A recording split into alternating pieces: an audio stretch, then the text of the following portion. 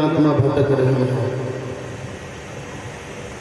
गुरुदेव कहने लगे बेटा तुम्हारे और भी दादा परदादा अपने पुरखों के उद्धार के लिए काफी कोशिश कर चुके हैं, लेकिन हम तुम्हें एक बात बता दें, अगर तुम गंगा मैया को भागीरथ को ब्रह्मा के कमंडल से भूलोक पर ले आओ तो गंगा तुम्हारे पुरखों का उद्धार कर देगी। भागीरथ कहने लगे गंगा को हम लेके आएंगे, जरूर लाएंगे। और क्या बोले,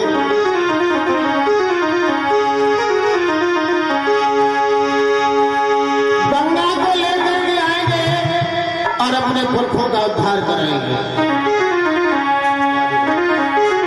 राधे राधे। अब हमें लग रहा है भैया अमरराज और राजू गंगा को लेके आएंगे।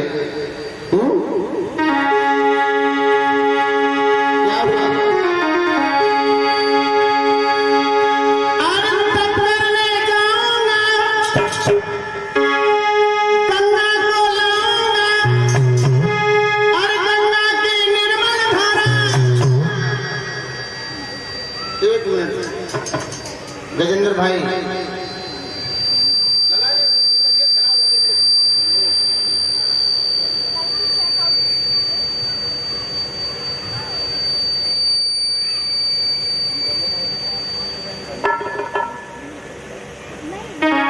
आप तो भैया चम्मल प्रॉपर्टीज वाले भी दिखाई दे रहे हैं।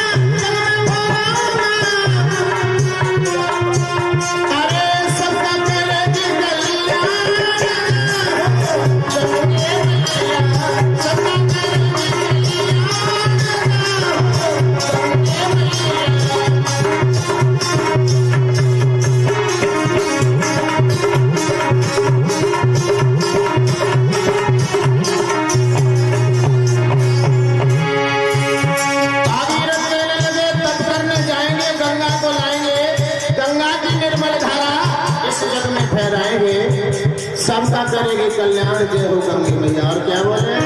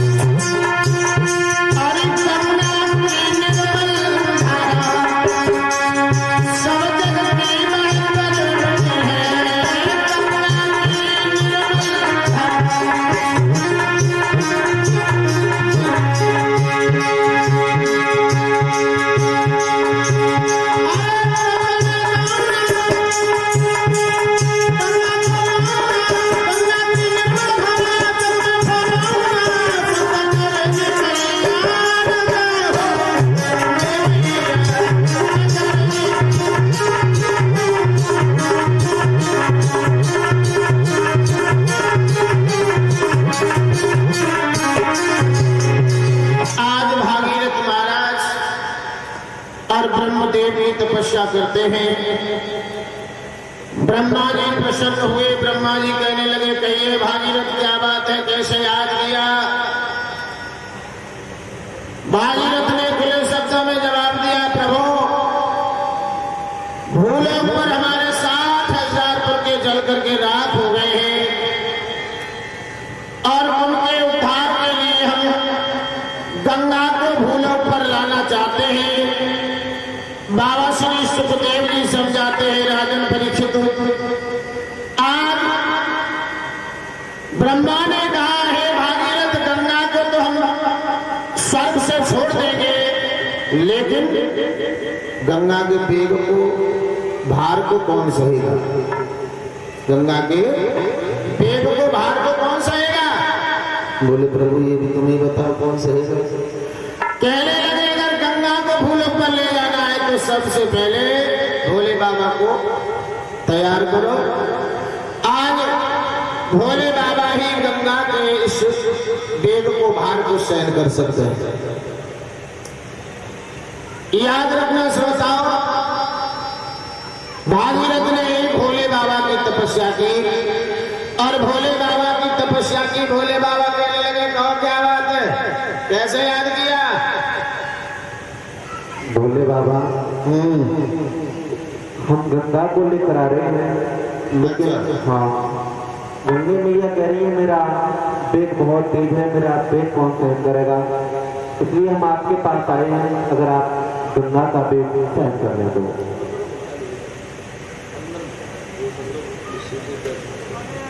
क्या गंगा के वेग को रोक सकेंगे? गंगा? हाँ गंगा से दे दो बहुत जल्दी हमें। ठीक है। कैलाश पर्वत पर भोले बाबा अपने कदम जमा कर खड़े हो गए। ब्रह्मा जी से गंगा मैया ने एक बात कही कि मैं भूलोक पर ऐसे नहीं जाऊंगी। क्यों? क्या बात हो, क्या हो गया? बोले मैं अगर भूलोक पर जाऊंगी तो मेरा जल गंदा हो जाएगा, जब पापी जब स्नान करेंगे तो जल गंदा हो जाएगा। क्या बोली गंगा?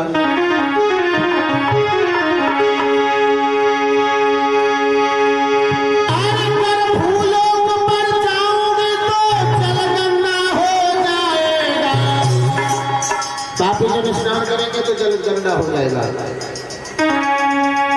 जब जल गंदा हो जाएगा तो निर्मल कौन बनाएगा?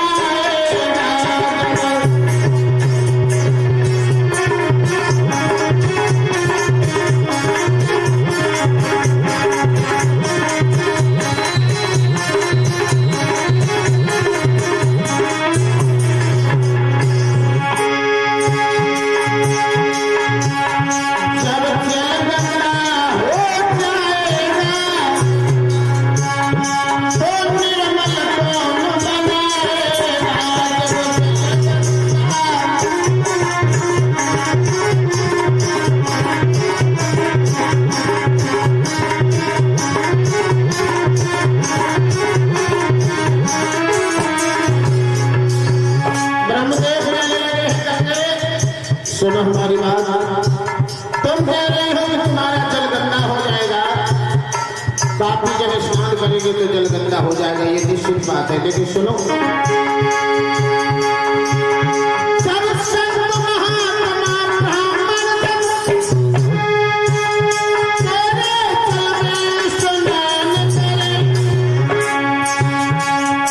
करें। जब संत महात्मा ब्राह्मण जब तेरे चरण स्नान करेंगे ना,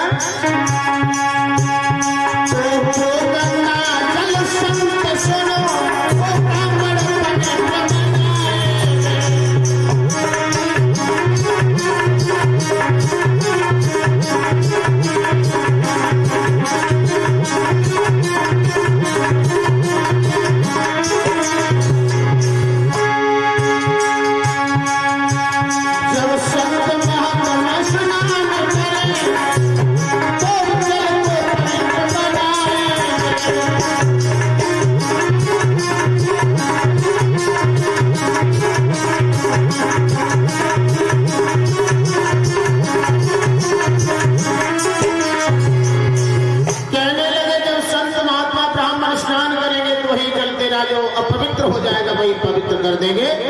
याद रखना, आज गंगा मैया और ब्रह्मा जी ने जब अपने कमंडल से छोड़ी तो गंगा मैया इतने वेग से चली, इधर भोले बाबा तैयार खड़े थे अपनी लता को घेर के, आकाश में एकदम से गड़गड़ाहट होने लगी बड़ी तेजी से।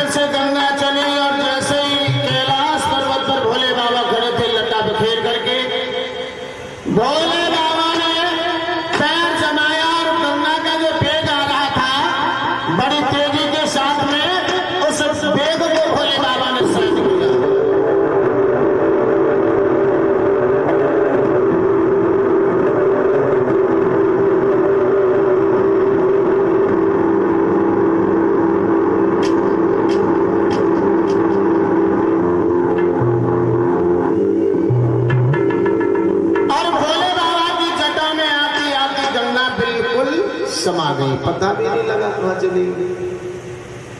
भागीरथ कहने लगे बाबा गंगा आई थी, कहाँ चली गई?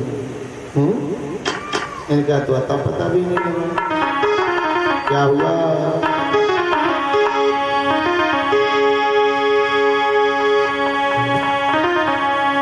आज गंगा मैया भोले बाबा की लटन में समाई गई।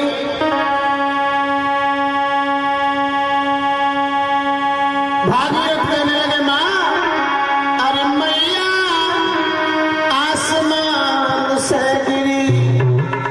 भोले बाबा की लंबी लंबी जटा खजूर जैसा पेड़ है। भोले बाबा का लंबी लंबी जटा खजूर जैसा पेड़। क्या बोले भागीरथ? अरे मैया आसमान से गिरी, अरे खजूर बताए कुलत की हो। मैया आसमान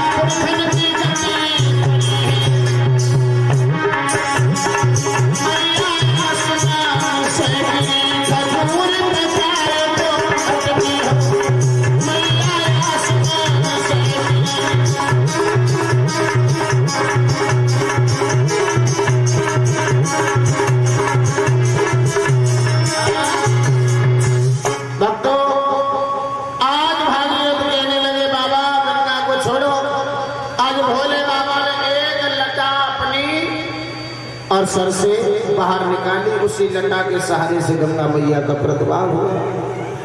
आज भागीरथ आगे आ गए और पीछे पीछे गंगा की धारा चली आ रही है। भागीरथ और गंगा मैया आपस में बात करते हुए चले आ रहे हैं। भागीरथ बोले मैया हमारे 60,000 पुरखे हैं, उनका उद्धार कर देना, उनकी आत्मा भटक रही है। गंगा बोली बेटा चिंता न करो, तू सच्चे मन से हमें यहाँ पर लेकर के आया है तो हम तेरे पुरखों का उद्धार जरूर कर देंगे। ये सत्य बात है कि गंगा में जो भी सच्चे मन से जाकर गोता लगाता है गंगा उसके सारे पाप धो देती है। लेकिन ये मत सोचना कि जिंदगी भर पाप किए सारे पाप धो दे। ना ना ना ना, गंगा उन्हीं पापों को धोती है जो अनजाने में हो जाते हैं, भूल में हो जाते हैं।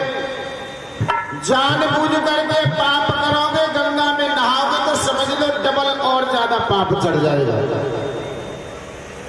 गंगा मैया पाप से सख्त नफरत करती है। जानबूझकर अगर पाप करोगे और गंगा में स्नान करोगे तो डबल पाप चढ़ जाएगा। लेकिन गंगा कौन से पाप को माफ कर देती है? अनजाने में कोई भूल हो जाए, अनजाने में कोई पाप हो जाए और उस पाप का पश्चाताप करते हुए गंगा में स्नान किया जाए तो गंगा मैया उस पाप को क्षमा कर देती है।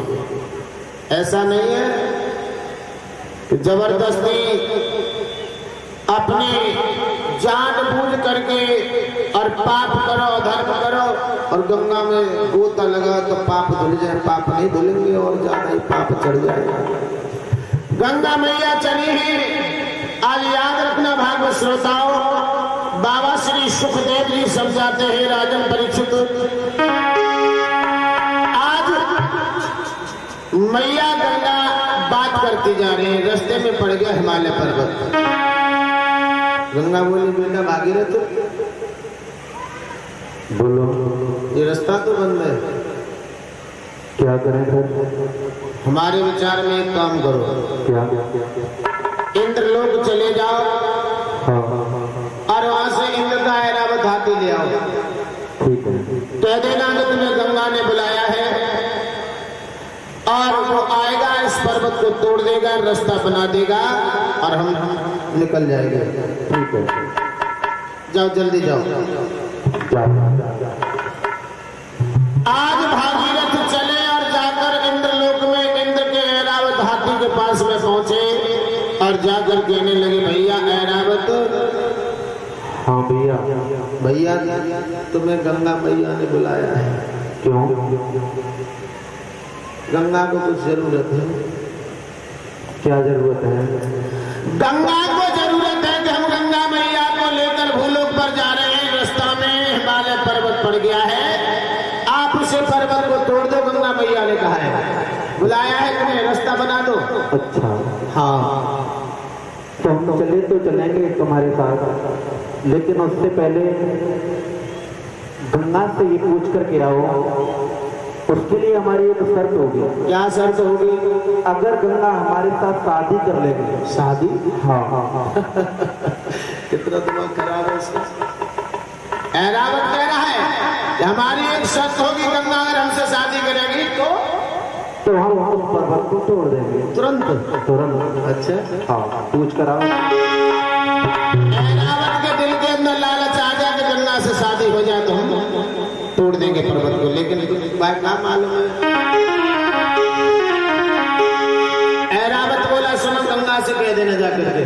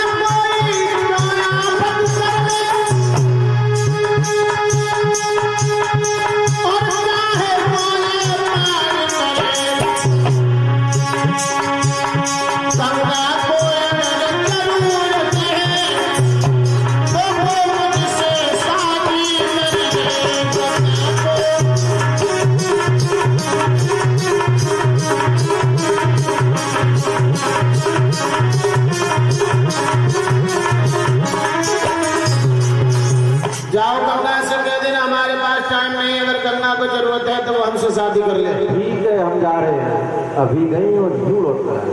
जल्दी जाओ। ठीक है, जल्दी। भागीरथ सोचने लगे, ले हम तो अपने काम सिवाय, लेकिन यहाँ तो ब्याह की बातें होने लगी। हाँ, आए तो किसी और काम से थे, लेकिन यहाँ तो ब्याह शादी होने की बातें होने लगी। गंगा के पास पहुंचे, गंगा मैया से कहा, गंगा मैया। हाँ बेटा। मैया वो भागी को क्या नाम ऐरावत है ना? हाँ। उसने एक बात कह दी है। क्या कहा है ऐरावत ने? आया नहीं है वो? नहीं आया। उसने कह दिया कि जाओ कह देना अवकाश नहीं, मुझे टाइम नहीं है। अच्छा। और कोई आप अफसर ले और गंगा को अगर जरूरत है तो वो मुझसे शादी कर ले। शादी के लिए कहा है? हाँ, शादी के लिए। अच्छा, ऑफर आया, ऑफर। तो भागीरथ एक बात सुनो हमारी। बताओ। आप पुनः वापस फिर लौट कर जाओ। फिर जाए? हाँ। क्या कह दे? और ऐरावत से जाकर के कह देना, अगर वो हमारे 3 थपेड़े झेल जाए तो हम उसके साथ शादी कर लेंगे। अच्छा। हाँ। भागीरथ फिर चले बेचारे ऐरावत के पास पहुंचे, कहने लगे, ऐरावत भैया। हाँ भैया। बन गए काम? चलो बन गए। बहुत सुंदर। सुनो हमारी बात। सुना। गंगा ने एक छोटी सी शर्त रखी है। क्या? गंगा ने शर्त रखी है, अगर ऐरावत हमारे 3 थप्पड़ झेल जाएगा तो हम उससे शादी कर लेंगे। 3 थप्पड़? 3 मात्र 3। अरे 3 क्या 10 मारने तैयार। अच्छा, लेकिन हाँ शादी कर ले। शादी कर लेंगे तुम? हाँ। अब ऐरावत को ये नहीं पता कि जिस गंगा के साथ में तू शादी करना चाहता है, गंगा किसी और की अमानत है। इसका दिमाग खराब हो गया ऐरावत का। पर नारी पेनी छुरी कोई मत करियो संग, रावण से योद्धा मरे जब पर नारी के संग संग संग। कौवा अंधो रात में, कौवा को रात में दिखाई नहीं देता, कौवा को रात में दिखाई नहीं देता, लेकिन जब ऐरावत को हमें दिखाई दे रहा है कि दिन रात बिल्कुल दिखाई नहीं देता। इसका दिमाग चल गया।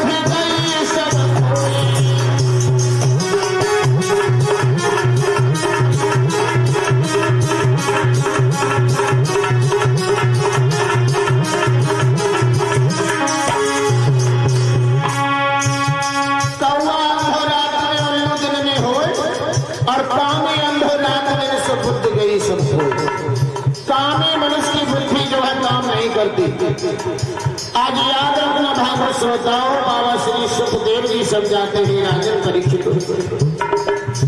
पराई नारी के ऊपर गलत दृष्टि डालना समझ लीजिए नरक योनि में जाना। और पराई नारी तो एक ऐसी बगैर धार की तलवार है जो नैनों की कटारी से ही मार देती है। अहिते तो काटते चढ़े, अहिमान सर पर, अहिमान अहीर, अहिते तो काटते चढ़े, ये चितवत चढ़ी। सर काटता है तो क्या चढ़ता है? अहिते तो काटते चढ़े, ये चितवत चढ़ जाए। कौन चितवत चढ़ जाए? नारी। अहिते तो काटते चढ़े, ये चितवत चढ़ जाए। अरे नारी की बोली बोली सब कोई घायल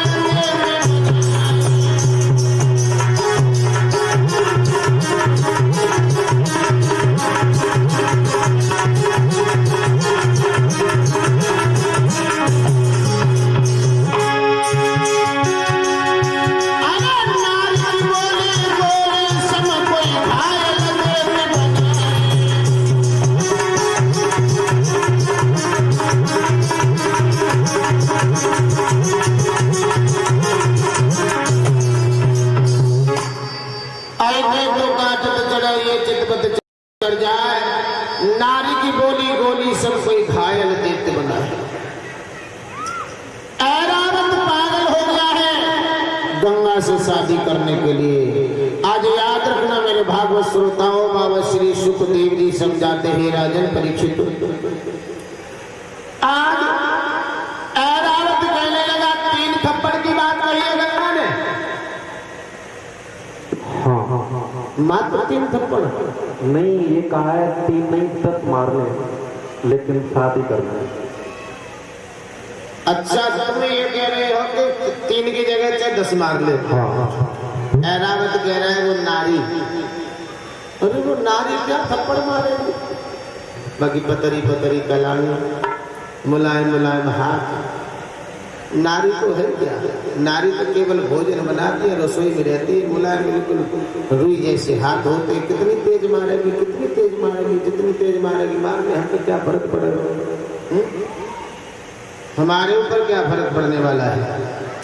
आज याद रखना भागवत श्रोताओं, ऐरावत चला और गंगा मैया के पास में पहुंचा, कहने लगा आ गया हूं मैं।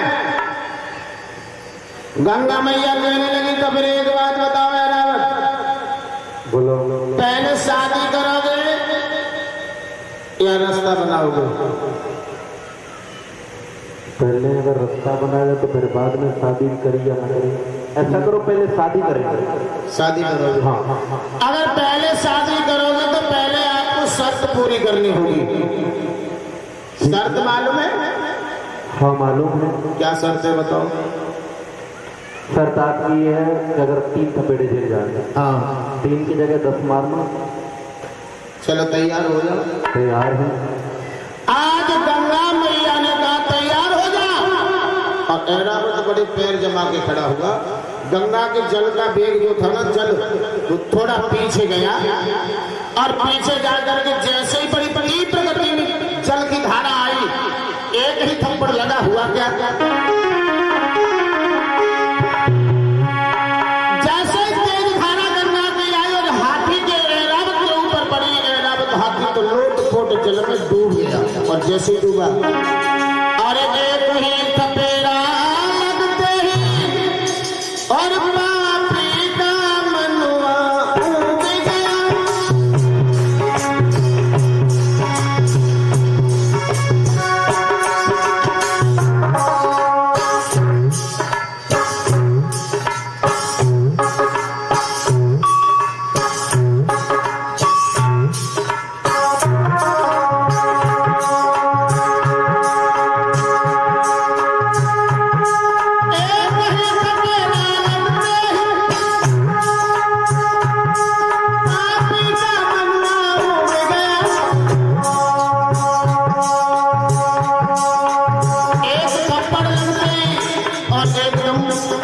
जल की धारा में डूब गया।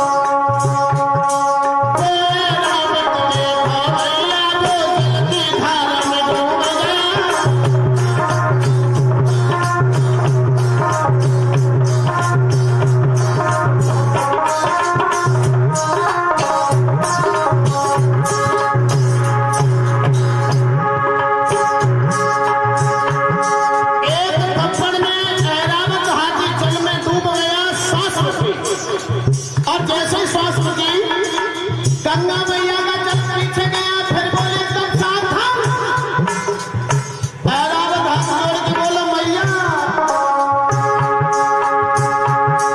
ऐरावत हाथ जोड़ बोला मैं मरने को तैयार नहीं हूं। ओ मैया मुझको बचा लीजिए मैया, ओ मैया, ओ गंगा मैया।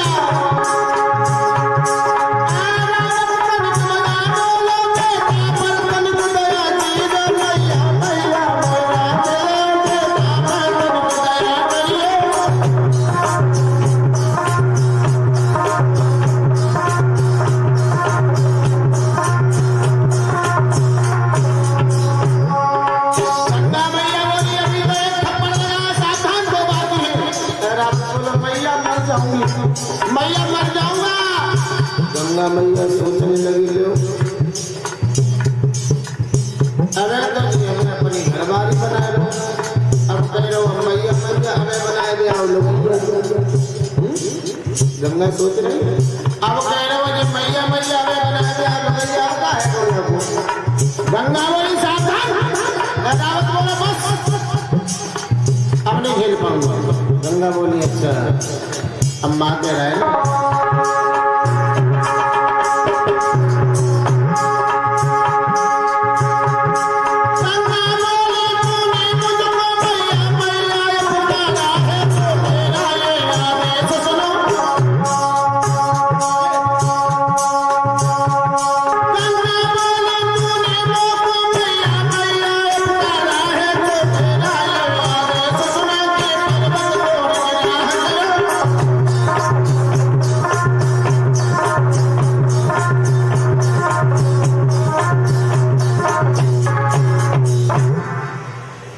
गंगा मैया ने कहा कि तूने हमें माँ कहा है, तो माँ कभी अपनी संतान को, अपनी औलाद का हनन नहीं करती। अगर तूने माँ कहा है तो तू हमारा पुत्र हुआ, एक काम कर, हमारा आदेश मान, बोलो। इस पर्वत को तोड़ दे, रास्ता बना दे हमारे लिए। जरूर तोड़ूंगा माँ, अभी ऐरावत ने मार मार खोपड़ी उस हिमालय पर्वत को तोड़ा। आज हिमालय के पर्वत से निकली गंगा की धारा, जिसको कहते हैं गौमुख। थोड़ा सा रास्ता, उसी रास्ते से गौमुख के तरीका से पर्वत से निकली, तो वहां पर थोड़ा रास्ता है जहां से गंगा का प्रवाह हुआ, उसे बोलते हैं गौमुख। गंगा मैया वहां से निकल करके चली है। ऐरावत बोला मैया, बोले हाँ देखिए, इतना जो कह रहे हो 10 माल ने गंगा के नारी के हाथ कितने तगड़े लगेंगे, बताओ जी। तो एक थप्पड़ में इसका दिल उब गया।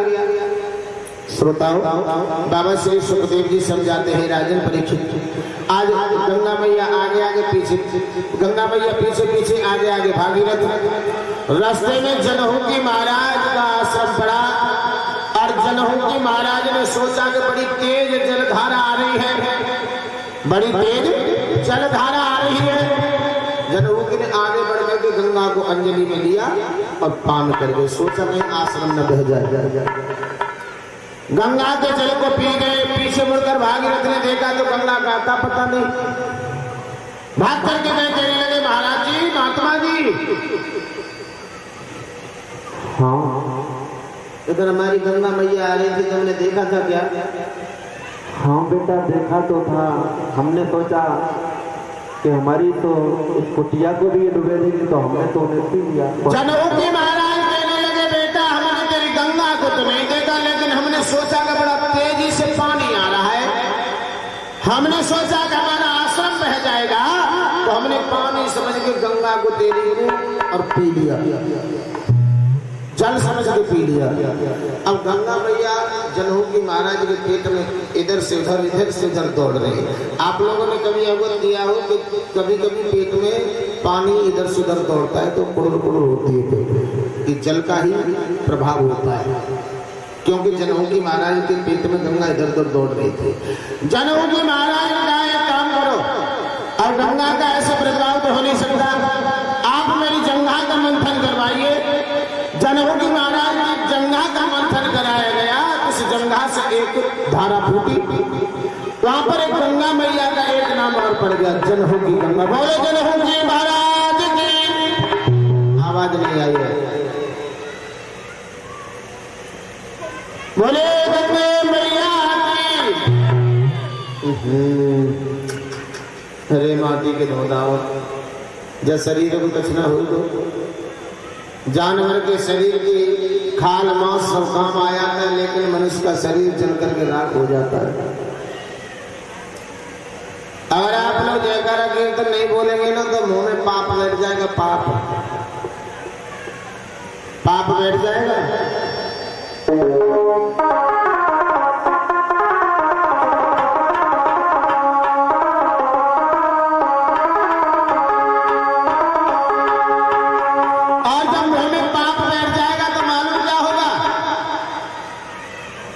लग जाएगा। पायरिया से दो फायदा हो जाएंगे। पायरिया से दो फायदा हो जाएंगे। एक तो किसी के सामने बात नहीं कर सकते, क्योंकि पायरिया वाले के मुंह से बहुत बुरी दुर्गंध आती है, बात नहीं कर सकते। दूसरा दांत जल्दी फट जाएंगे, तो फिर खाना भी नहीं खाया जाएगा। और अगर जयकारा कीर्तन नहीं बोलोगे तो तीसरा फायदा ये हो जाएगा कि अगले जन्म में भगवान तुम्हें गूंगा बना देंगे। गूंगा क्यों? परमात्मा कहेगा कि इस जन्म में तुझे बोलने लायक बनाया, लेकिन तू नहीं बोला, और जब तू बोलता ही नहीं तो तुझे जीव देने से, जिह्वा देने से, जबान देने से फायदा क्या है? अगले जन्म में गूंगा बना देगा। वैसे तो किसी लिखने वाले ने लिखा है कि सौदा तो वहीं पर मिलती है, सौदा तो वहीं पर मिलती है जहां पर दुकान होती है। सौदा तो वहीं पर मिलती है जहां पर दुकान होती है, और जयकारा कीर्तन तो वही बोल सकते हैं जिनके मुंह में सब बेजवान बैठे हुए। बोलो गोविंद भगवान की। अभी जयकार ठीक से नहीं बोला, तुम्हें हमारी कसम सब बोले। बोलो गोविंद भगवान की। इधर वाले आगे जो बैठे हैं तो थोड़ा गर्व है हमारा, लेकिन पीछे वाले जो सोच रहे हैं तुम कल मेरे सवाल मर जा, हमारा कौन सुनो। तुम्हें भगवान की कसम है सब बोलिए। बोलो गोविंद भगवान की। जोर से बोलो, न हमारी चिंता न भगवान की चिंता। तुम्हें सबन मैं अलग अलग कसम देता हूँ। तुम्हें सबको अपने अपने पिलकी के समय पिल्लू के पापा की, तुम्हें सबको अपने अपने पतिदेव की कसम है, कुआरी लड़कियों को भाइयों की कसम है, और भाई लोगों को भगवान की कसम है। सब जोर से कहकर बोलेंगे बोलो बंशी वाले की। अरे वाह, देखिए सबकी समय चिंता है, पतिदेव की कितनी चिंता है। हमारी गाँव चिंता नहीं, सोच ले मरे तो मर जाए। चलो होना भी चाहिए, पतिदेव की चिंता तो होना बहुत जरूरी है, है?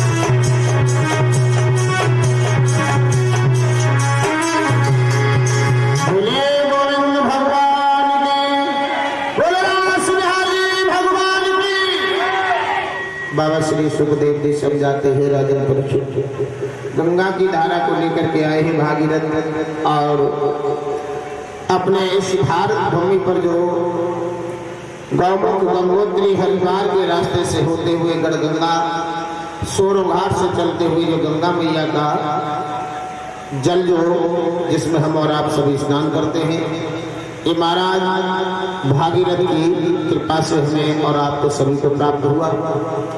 जिस गंगा के स्नान से अनजाने में हुई भूल को गंगे मैया क्षमा कर देते हैं। भक्तों, कपिल मुनि के आश्रम के रास्ते से 60,000 आत्मा का उद्धार हुआ। आगे शिव वंश में सूर्य वंश में भगवान विष्णु राम अवतार लेते हैं। इस गाथा को हम लेकर के चलेंगे। बाबा श्री सुखदेव जी समझाते हैं राजा परीक्षित, अयोध्या के बीच में एक राजा हुए जिनका नाम था दशरथ। ये आप सभी लोग जानते हैं।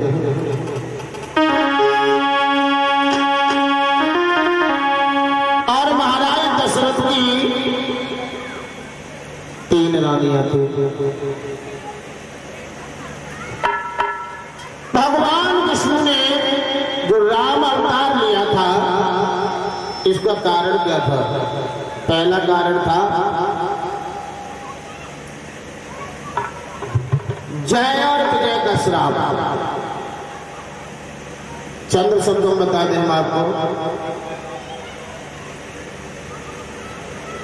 भगवान भोले भास्कर से मैया पार्वती कहने लगी, हे भोलेनाथ, हे भोलेनाथ, मैंने जो पूर्व जन्म में गलती की है, आज उस गलती का सुधार करवा दीजिए। भोले बाबा कहने लगे, क्या कहना चाहती हो? कौन सी गलती कर दी? पार्वती कहने लगी, पूर्व जन्म में मैंने भगवान श्री राम की कथा को नहीं सुना। आप कृपा करके मुझे भगवान श्री राम की कथा श्रवण करा दीजिए। बाबा श्री सुखदेव जी समझाते हैं राजन परीक्षित। भोले बाबा कहने लगे, हे पार्वती, आज आपने हमारे मन की बात कह दी। चलो, तुम्हारी इच्छा ऐसी है तो हम भगवान श्री राम की कथा अवश्य श्रवण कराएंगे।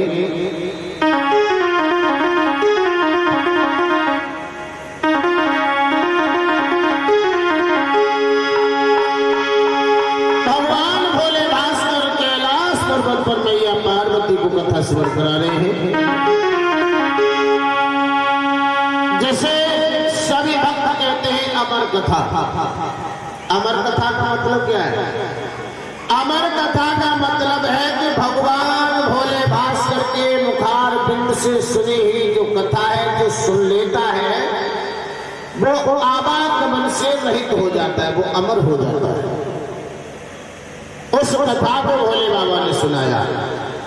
कहां सुनाया? मालूम है आपको भोले बाबा ने कथा कहां सुनाई? अमरनाथ में। अमरनाथ में तो सुनाई थी ना। एक गुफा थी, त्रिकुट गुफा, जिसको आज अमरनाथ कहते हैं। त्रिकुट गुफा थी जिसमें जाकर भोले बाबा और पार्वती को लेकर कथा सुनाने लगे। ताली बजा दी, वहां पर कोई पशु पक्षी नहीं रहा, लेकिन वहां पर तोती का अंडा रखा हुआ था।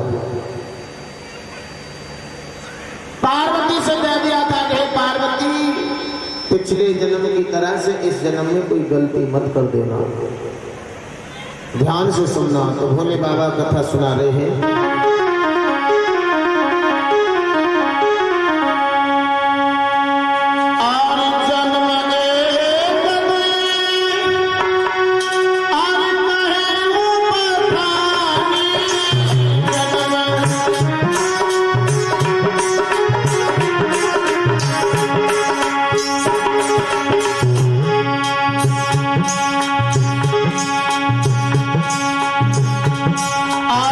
जन्म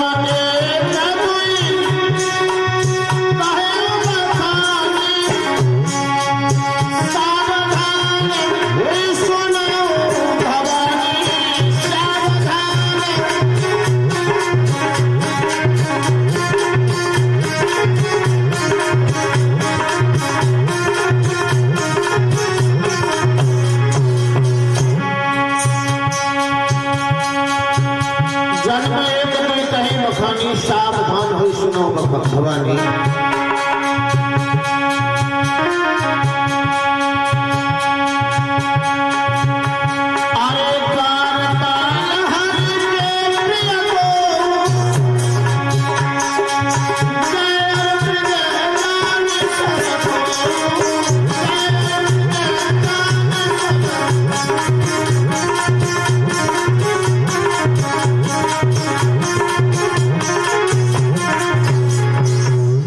जन्म एक दो कहे बखानी, सावधान हो सुनो भवानी।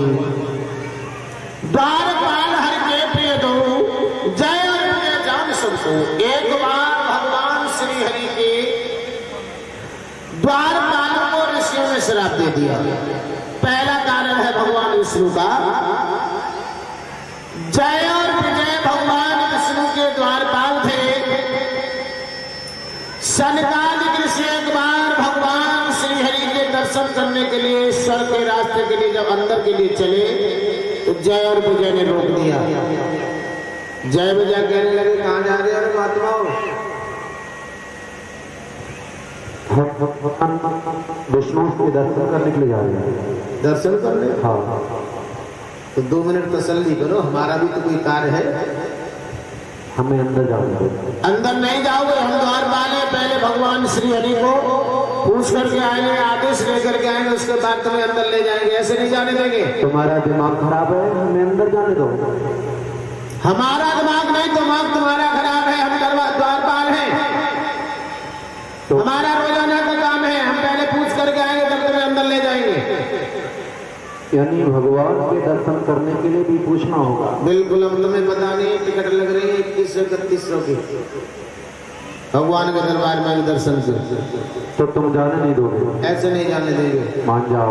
कल हमने बताया था ना, अधिकारी का चौकीदार जो होता है ना, चौकीदार अपने आप को अधिकारी समझ बैठता है। किसी अफसर का चपरासी हो ना, चपरासी, इतना घमंड अफसर को नहीं होगा जितना वह चपरासी को होगा। तो चपरासी है दोनों, जय और विजय। कहने नहीं, ऐसे नहीं जाने देंगे। सनकादिक ऋषि कहने लगे जाने दो, हम तुम्हारे प्रभु का रोजाना गुणगान करते हैं, प्रचार करते हैं। प्रचार गांव-गांव में, शहर-शहर में, दिल्ली में, हरियाणा में, गुजरात में, सब जगह हम तुम्हारे प्रभु का प्रचार करते हैं। हम ही से तो तुम्हारे प्रभु की पहचान है। जाने दो हमें। हमने कितनी बार मना किया, नहीं जाने देंगे। पहले हम अपने प्रभु को पूछा। अरे यार, भगवान और भक्त के बीच में कोई पर्दा नहीं होती, वो तो डायरेक्ट सेवा होती है, किसी की रुकावट नहीं होती। जाने दो हमें। हमने मना किया ना, नहीं जाने देंगे। सनकादिक ऋषि कहने लगे नहीं जाने दोगे? सुनो हमारी बात। जिन्हें तुम भगवान कह रहे हो, उन भगवान की भी परिचय हम ही कराते हैं। हम भक्त हैं ना, भगवान की परिचय कराते हैं। और अगर भक्त नहीं होते, बिल्कुल सत्य बात है। अगर भगवान के भक्त शुरू से नहीं होते ना, सत्युग से, त्रेता से, द्वापर से, उस कलयुग में भगवान को कोई नहीं जानता।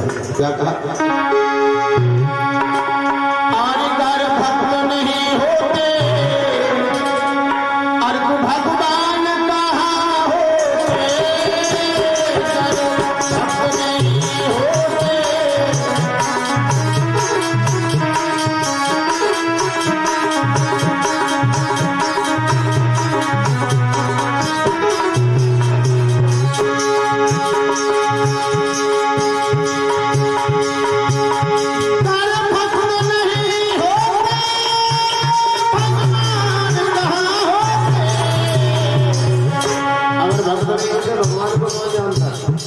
तुम वैसे ही चपरासी बने गए ना, समझे? हमारी बात चपरासी बन गए। अच्छा। हाँ। जय विजय कहने लगे, सुनो महात्माओं, भगवान नहीं होते। अगर भगवान नहीं होते ना,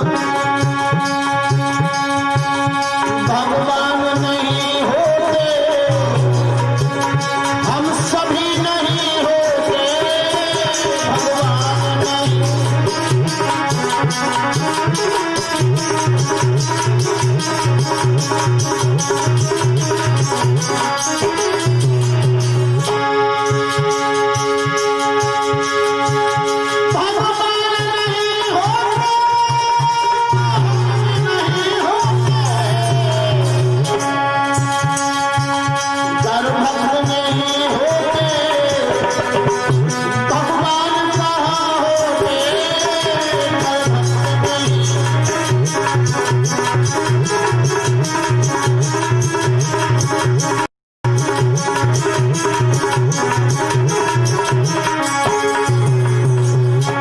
सत्य बात है, अगर भक्त नहीं होते तो भगवान को कोई नहीं जानता। और भैया सुनो,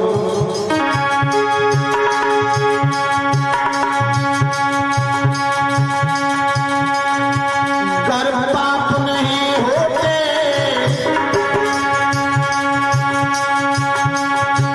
कर पाप नहीं होते तो पुण्य नहीं होते, कर पाप नहीं होते तो पुण्य नहीं होते।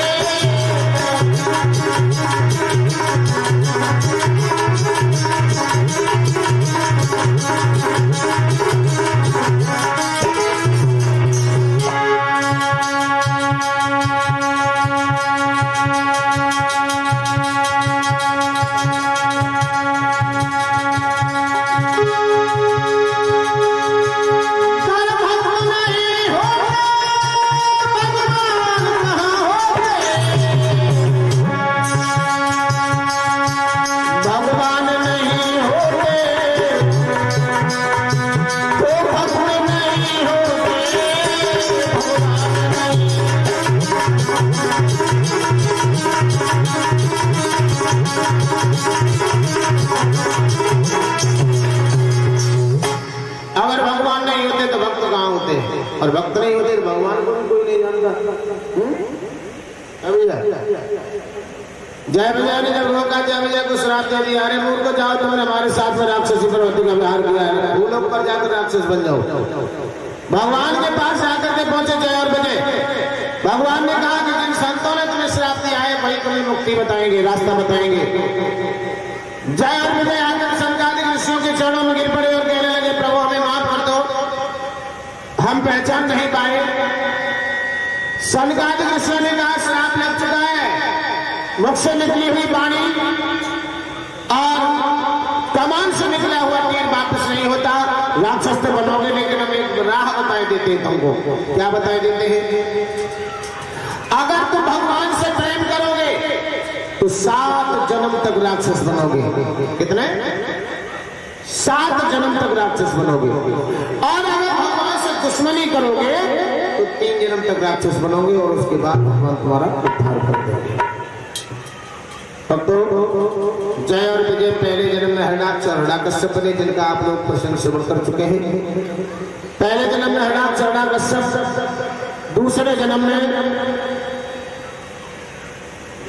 रावण और कुंभकर्ण, तीसरे जन्म में दंतवक्र और शिशुपाल। भगवान ने राम अवतार, भगवान ने नरसिंह और शूकर अवतार लिया, उद्धार किया। राम अवतार लेकर भगवान ने जय विजय का उद्धार किया और उसके बाद द्वापर में कृष्ण अवतार लेकर के भगवान ने दंतवक्र और शिशुपाल का उद्धार कर दिया। बोलो गोविंद भगवान की। और इस कथा के मध्य में, इस कथा के मध्य में हमारे श्रीमद् भागवत कथा में योगदान किया है श्री सत्यपाल सिंह सोलंकी जी भैया, जो हमारी गौ माताओं के बड़े ही चहेते हैं, बाबा खेड़ी वालों के बड़े ही भक्त हैं। सत्यपाल सोलंकी जी से मैं चाहूंगा आकर के और खेड़ी बाबा के 2 शब्द।